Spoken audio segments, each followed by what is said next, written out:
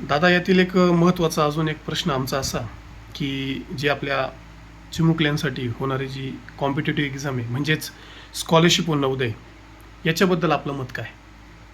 सरकारने खरं तर खूप छान योजना काढलेल्या होत्या.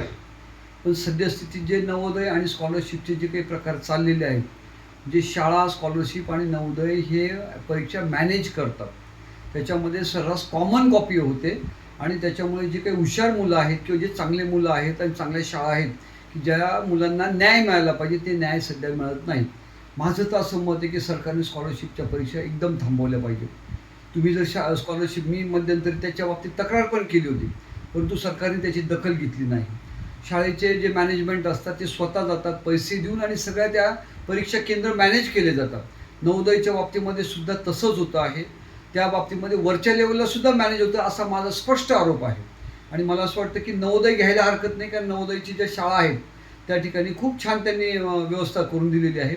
परंतु स्कॉलरशिप मात्र सरकारने 100% बंद केली पाहिजे. आणि तो जो फुगवटा आहे स्कॉलरशिपच्या मार्क्सचा वगैरे, तर मला असं वाटतं तो धंदा खोटा आहे.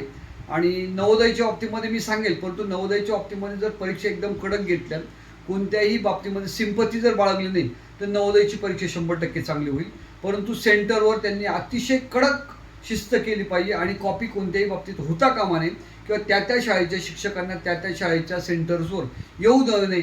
ह्या जर काही दक्षता घेतली, तर मला असं वाटतं नवोदयाची परीक्षा घ्यायला हरकत नाही. परंतु स्कॉलरशिप मात्र सरकारने 100% बंद केली पाहिजे. त्याच्यामध्ये आर्थिक पण नुकसान आहे, मुलांचंही नुकसान आहे. आणि मुलांना शाळेकडनं कॉपीची ही एक स्पर्धा परीक्षा असते, त्यामुळे कॉपी त्यांना तिथून सुरुवात होते आणि मग मुलांचं